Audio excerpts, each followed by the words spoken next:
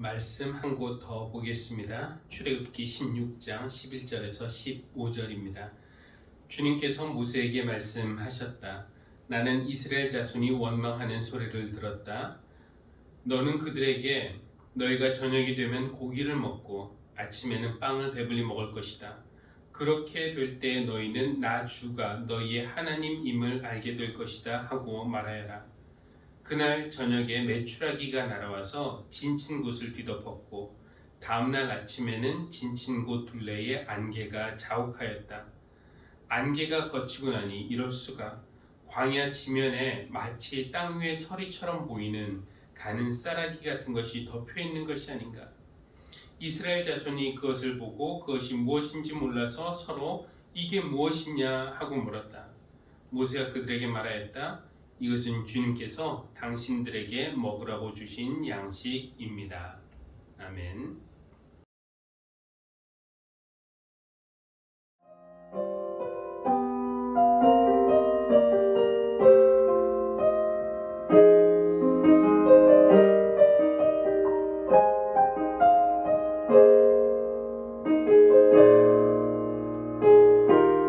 하나님이 주인 되어 주시며 하나님이 이끌어가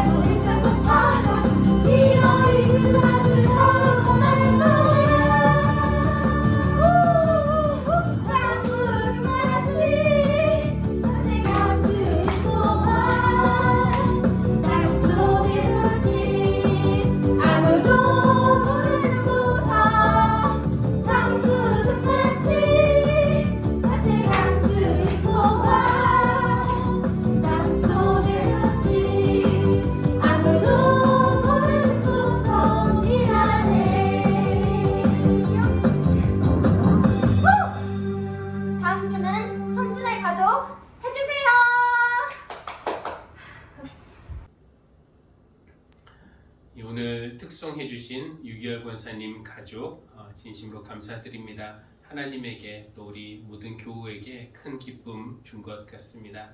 우리 권사님 가정과 또 우리 교회 모든 이들에게 참 기쁨이 넘치고 또 그들의 삶이 천국과 같이 되기를 바랍니다.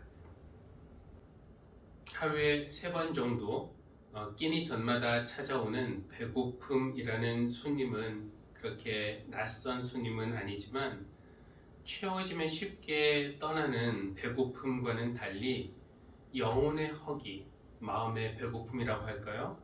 이 손님은 좀처럼 내보내기가 쉽지 않습니다. 감기도 들어오면은 고기 반찬 잘 대접하고 푹 쉬게 하면 잠시 머물다가 떠나는 손님과 같다라고 하는데 이 영혼의 허기라는 손님은 좀처럼 떠나가질 않습니다. 그것 좀 내보내려고 맛집 돌아다니면서 맛있는 것도 먹어보고 좋다는 곳 여기저기 여행도 해보고 물건도 사보고 운동도 해보고 사람도 만나보고 재미와 쾌락도 즐겨보지만 영혼의 허기는 좀처럼 만족할 줄 모릅니다. 부족하다, 더 채워라, 안 채우면 나 안 나간다 이렇게 시위하면서 버티고 있는 것 같은 느낌입니다. 우리는 이런 영혼의 배고픔과 목마름을 가지고 하나님 앞에 오늘 예배 드립니다. 생명의 빵이신 주님이 우리의 영혼의 허기를 채워주시기를 바라는 그런 마음으로 오늘의 말씀을 전합니다. 오늘 출애굽기 본문을 읽으면서 어린 시절이 생각이 났는데요. 어렸을 때 큰 병에 걸렸다가 어렵게 살아난 일이 있었는데 아마 그것 때문일 겁니다. 저희 어머니는 일찍부터 건강식에 관심을 가지셨습니다. 그래서 하루는 주석이를 사서 처음에는 당근 주스를 만들어 주셨어요. 한 모금 마시고 나서 무슨 맛이 이래 이제 이렇게 불평하니까 어머니는 거기에 사과도 넣어서 사과 당근 주스를 마셨습니다. 거기까지는 괜찮았어요. 그런데 어느 날 어머니는 케일이 몸에 좋다는 이야기를 들으셨습니다. 여러분도 케일을 드셔보셨나요? 저는 태어나서 그렇게 쓴 채소는 먹어본 일이 없었습니다. 초등학생 때 어머니는 등교 전에 늘 케일 주스를 만들어 주셨는데 그 맛이 얼마나 쓰든지 이렇게 마시고 이제 버스를 타고 학교 가면은 그 버스에서 막 울렁거렸던 그런 기억이 있습니다. 당시 이제 동네 친구들 2명이 늘 저희 집에 들렸다가 같이 학교에 가곤 했는데 이제 제가 케일 주스를 마시기 싫어하니까 어머니가 이제 친구들을 회유하셨습니다. 케일 주스를 친구들에게 한 컵씩 주시면서 얘들아 너희도 좀 마셔봐라. 이거 뭐 마실만 하지 않니? 이렇게 물어보신 겁니다. 친구들이 거기서 또 어떻게 맛없다고 말합니까? 그냥 마지못해서 네 라고 한 것뿐인데 어머니는 그것 보라며 친구들도 잘 마시지 않냐 이러면서 주스를 내미셨고 저는 코를 막고 그 케일 주스를 마시곤 했습니다. 친구들은 그 다음날부터 저희 집에 들르지 않았습니다. 그냥 버스 정거장에서 만나자고 그러더라고요. 중학교 때는 도시락이 주로 현미밥이었습니다. 하얀 쌀밥 먹다가 갑자기 현미밥을 먹으려니까 무엇보다도 밥 먹는 재미가 뚝 떨어졌습니다. 학교 생활 중에서 점심시간이 가장 기다려지는 시간이어야 정상인데 이 도시락통에 현미밥이 기다린다고 생각하니까 오히려 밥 먹는 시간이 싫어졌어요. 그래도 집에서는 뭐 밥이 따뜻하기라도 하니까 겨우 먹었는데 학교에서 다 식은 현미밥을 먹으려니까 정말 먹기가 싫었습니다. 나중에 반에서 친구들과 좀 친해진 다음에는 친구들에게 얘들아 현미밥이 그렇게 몸에 좋단다. 너희들 한 숟갈씩 그래서 한 숟가락씩 덜어주고 제가 친구들 밥 한 숟가락씩 이렇게 받아서 도시락을 먹기도 했습니다. 당근 주스, 케일 주스, 현미밥 이렇게 몸에 좋은 건강한 음식을 맛본 후에 제가 처음 보인 반응은 이게 도대체 뭐야? 라는 것이었습니다. 오늘 출애굽기 말씀을 보니까 이스라엘 백성이 광야에 있을 때 하나님이 하늘에서부터 비처럼 내려주신 그 만나를 보고 보였던 반응이 이게 무엇인가? 라는 반응이었죠. 만나라는 말이 이게 뭐냐라는 그런 뜻이라고 합니다. 그러니까 좋은 음식, 건강한 음식에 대해서 제가 보였던 반응과 또 하나님이 주신 양식에 대해서 옛날 이스라엘 백성이 보인 반응이 비슷했던 것입니다.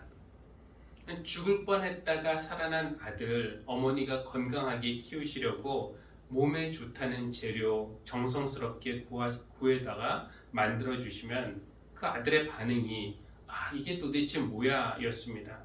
이거 무슨 맛으로 먹냐는 불평이었죠. 마찬가지로 이집트에서 종살이하던 백성, 하나님이 구원하신 후에 건강하게 키우시기 위해서 저녁에는 메추라기를, 아침에는 빵을 하늘에서 내려주셨는데 백성의 반응은 이게 뭐야 였습니다. 궁금해서 그렇게 물어본 것일 수도 있지만 불만족스러운 그런 마음이 섞인 불평처럼 들립니다. 예수님은 당신을 생명의 빵이라고 말씀을 하셨습니다. 생명의 빵이신 예수님을 본 사람들의 반응도 비슷했습니다. 하나님이 인류를 살리시기 위해서, 그렇죠? 죽음에서 살리시고 참 생명을 주시기 위해서 생명의 빵이신 예수 그리스도를 하늘에서부터 내려주셨는데 그를 본 사람들의 반응이 이 사람이 누구인가? 라는 것이었습니다. 이 사람은 마리아의 아들 그 목수 아닌가? 그의 형제들과 누이들을 우리가 잘 알고 있지 않은가? 그러니까 나사렛 예수라는 사람이 자기들이 기대하고 기다리던 그 메시아일 리가 없다는 뜻입니다. 평범한 시골 청년 예수는 다윗처럼 힘있고 강한 왕을 원했던 사람들이 보기에는 너무나 약하고 너무나 부드럽고 너무나 평범했습니다. 그래서 사람들은 예수에 대해서 듣고 이게 뭐야? 이 사람 대장간 김신의 그 아들이잖아. 저 사람이 무슨 왕이야? 이런 식의 반응을 보인 것입니다. 그러고 보면은 하나님에게는 하나님이 우리에게 주고 싶어 하시는 그런 빵이 있고 또 우리에게는 우리가 받고 싶고 먹고 싶은 그런 빵이 있는 것 같습니다. 우리는 우리가 잘 되길 위해서 기도할 때 우리의 영혼이 잘 되는 것보다는 세상에서 내가 성공하고 출세하고 유명해지고 건강하고 주로 이런 것들을 위해서 기도하지요. 그것이 우리의 그런 어떤 빈 공간, 허기를 채워줄 수 있고 또 우리에게 기쁨과 만족을 줄 수 있을 것이라고 생각하기 때문입니다. 이렇게 세상적인 것을 위해서 내가 원하는 빵을 위해서 기도하는 사람은 많아도 하나님이 주기 원하시는 빵을 위해서 기도하는 사람은 많지 않은 것 같아요. 주님, 제 영혼에 무엇이 필요한지 주님이 저보다 더 잘 아십니다. 제가 고생해야 참 인간으로 거듭날 수 있다면 고생도 달게 받겠습니다. 제가 아파야 다른 사람의 아픔을 공감할 수 있다면, 제가 약해야 하나님만을 온전히 의지할 수 있다면 이 아픔과 약함도 받아들일 수 있게 도와주세요 하고 기도하는 사람은 드뭅니다. 우리는 하나님이 우리에게 주고 싶어 하시는 그 빵이 아니라 우리가 원하는 빵을 얻고 싶어 한다는 것입니다. 그것이 요한복음 본문에서 무리가 예수님을 찾아온 이유이기도 했습니다. 큰 무리가 예수를 따라갔다. 그것은 그들이 예수가 병자들을 고치신 표징들을 보았기 때문이다. 많은 사람들, 큰 무리가 예수님을 찾기도 하고 따라다니기도 했는데 그것은 그 예수님이 하나님의 아들이라는 믿음 때문도 또 하나님 나라에 대한 소망 때문도 아니었습니다. 이런저런 기적들을 행하시는 그 예수님이라면 내가 원하는 것을 받을 수도 있겠다라는 그런 기대 때문이었습니다. 어머니가 아들에게 몸에 좋은 건강한 음식을 주고 싶어 하고 어린 아들은 맛이 없다며 그 음식을 거부하는 것, 그리고 하나님은 우리에게 생명의 빵을 주시고 싶어 하시지만 우리는 세상의 빵을 달라고 요청하는 그 모습이 서로 비슷합니다. 어린아이들이 스스로 알아서 엄마 저 현미밥 주세요, 콩 주세요, 야채 주세요 이렇게 말하는 어린아이들은 별로 없죠. 어머니가 챙겨주지 않으면 아이들은 햄버거와 라면을 원하고 솜사탕을 원하고 또 아이스크림과 과자로 밥을 대신하려고 합니다. 하지만 아이들이 좋은 음식 먹기 싫다고 해서 아이들이 입맛에 좋은 그런 음식만을 먹일 수는 없는 것입니다. 아이들을 위해 건강하고 좋은 음식을 준비하고 요리하고 먹이는 일이 쉽지 않듯이 하나님도 하나님의 자녀에 대해서 비슷한 어려움을 갖고 계신 것 같습니다. 하나님이 우리에게 주시고 싶어 하시는 것들이 현미밥이나 케일 주스처럼 우리가 좋아하는 그런 입맛이 아니기 때문에 우리는 가끔 하나님이 주시는 것들을 이게 뭐냐 하면서 실망하기도 하고 불평하기도 합니다. 예수님은 당신을 생명의 빵, 그렇죠? 하늘에서 하나님이 내려주신 우리에게 먹으라고 내려주신 생명의 빵이라고 하시면서 나를 먹어라 이렇게 말씀을 하셨는데 때로는 그 예수님이 우리가 원하는 그 입맛은 아니죠. 그분의 요구, 그분의 기준이 우리 입에 쓰고 또 그분의 말씀은 날카로운 칼처럼 우리의 심령을 후벼 팔 수도 있습니다. 그러나 그것이 우리 영혼을 건강하게 한다는 것을 우리가 알고 또 믿어야 할 것입니다. 물론 우리가 생명의 빵, 영적인 빵 가지고만 살 수는 없습니다. 우리도 육신의 빵이 필요하죠. 예를 들어 배고파서 죽어가는 사람에게 예수님이 널 사랑하신다 말만 하는 것은 아무런 힘이 없습니다. 먹을 것을 주고 나서 배고픔을 해결해 주고 나서 그런 말을 해야지 그 말이 들리죠. 배고파서 죽어가는 사람에게 하나님의 사랑이 어떻고 저떻고 이런 얘기하면은 그게 귀에 잘 들어오지 않습니다. 하위 욕구가 충족이 돼야 그 다음에 이제 상위 욕구도 의미가 있는 것이라고 할 수 있습니다. 그런 면에서 오병이어의 말씀은 더욱 의미 있는 말씀이라고 생각이 됩니다. 예수님은 우리의 영적인 허기를 채워주실 수 있는 생명의 빵이시지만 그렇다고 우리의 육신의 배고픔을 외면하시는 분은 아니십니다. 비록 큰 무리가 거룩한 동기로 예수님을 찾아온 것은 아니었지만 그래도 예수님은 그들을 긍휼히 여기시고 그들의 그 배고픔을 긍휼히 여기시고 먹을 것을 주셨는데 성경에는 어떻게 기록되어 있느냐? 그들이 원하는 대로 주셨다라고 되어 있습니다. 그러니까 겨우 허기를 면할 만큼 조금만 주시는 것이 아니라 원하는 만큼 넉넉하게 주신 것입니다. 그렇게 충분히 준 후에 모두가 배부리 먹은 후에도 그 남은 것을 다 모아보니까 12광줄이 가득 찰 정도로 남았다는 것이죠. 배불리 먹고도 남았다는 그 내용이 지난 주일 우리가 새벽에 읽었던 룻기에 나오는 한 장면을 연상시킵니다. 지난 주간 새벽 기도회 때 우리가 룻기를 읽었죠. 시어머니인 나오미와 함께 그 시어머니의 고향인 베들레헴에 온 모압 여인 룻이 먹을 것을 이제 좀 구하기 위해서 보아스의 밭을 찾아갔습니다. 그런데 보아스의 밭에서 룻은 예상하지 못한 은혜를 경험하게 됩니다. 그렇죠? 보아스가 룻을 발견했고 그의 사정과 효심을 잘 알고 있던 보아스는 룻에게 특별한 호의를 베풀기 시작합니다.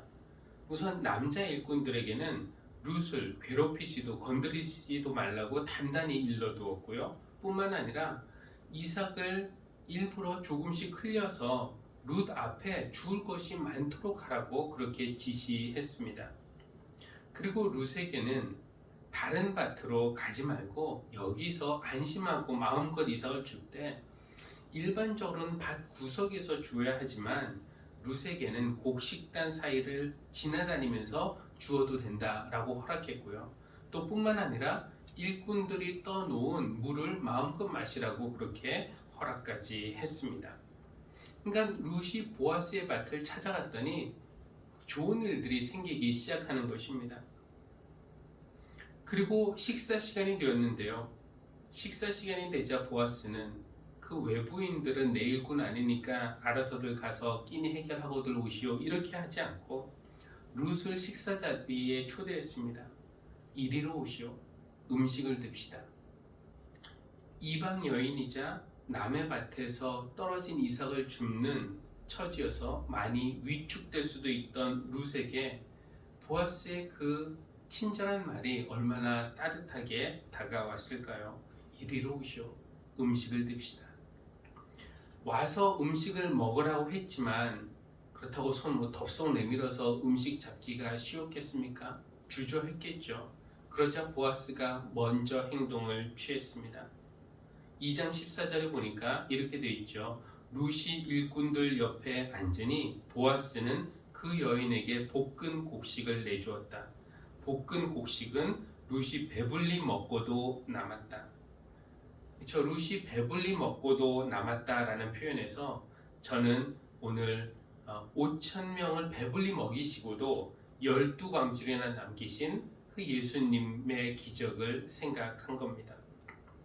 우리 주님과 함께라면은 배고픔이 채워지는 것만 있는 것이 아니라 다 배불리 채워진 다음에도 넉넉하게 남는 것이 있습니다.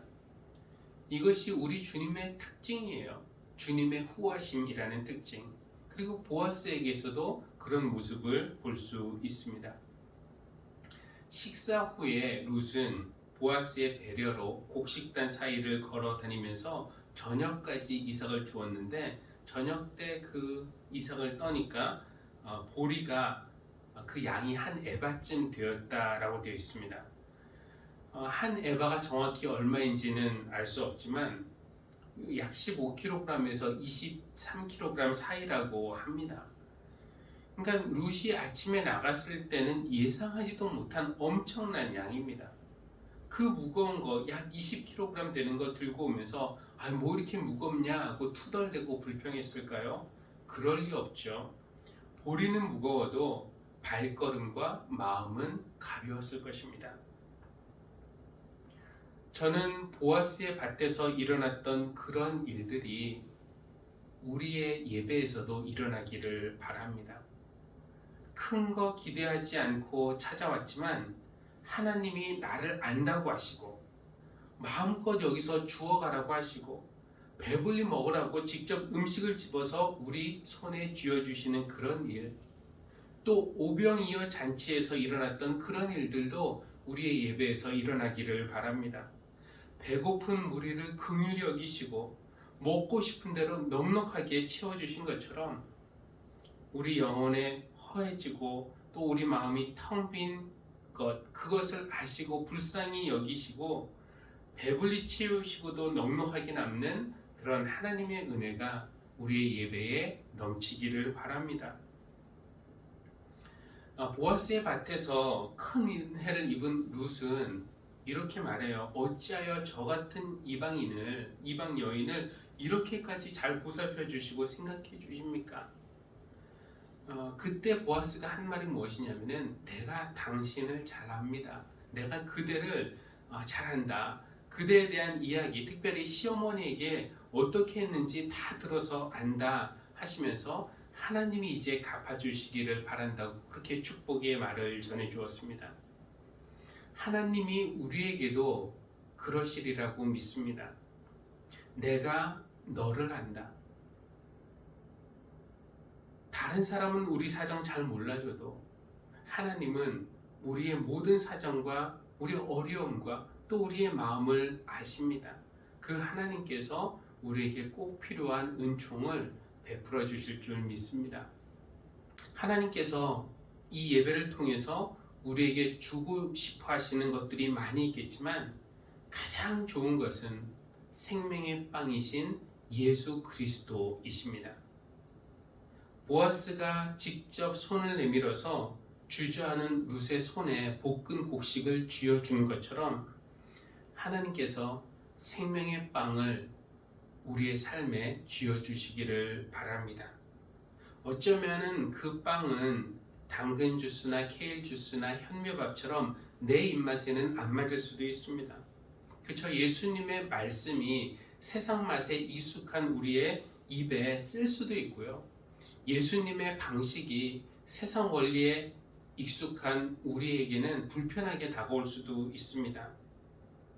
그러나 우리가 예수님과 동행하면서 예수님을 닮아가면서 예수님의 우리 마음이 조율되고 예수님의 말씀이 달게 느껴지기 시작하면은 그때는 그 생명의 빵이 우리의 육신의 문제만이 아니라 우리의 영혼의 허기와 갈증도 해결해 주실 줄 믿습니다. 나는 너희를 이집트 땅에서 이끌어낸 주 너희의 하나님이다. 너희의 입을 크게 벌려라. 내가 마음껏 먹여주겠다 하실 때 하나님이 주시는 것이 가장 좋은 것임을 믿고 입을 크게 벌려서 생명의 빵이신 예수님을 맛보시기를 바랍니다. 룻이 보리 한 에바를 들고 집으로 돌아가서 나오미와 그 은혜와 기쁨을 나누었듯이 우리가 예수님을 모시고 세상에 나가서 가족과 친구와 이웃과 그분이 주시는 복과 덕을 함께 나누는 그런 사람들이 되기를 바랍니다. 아멘.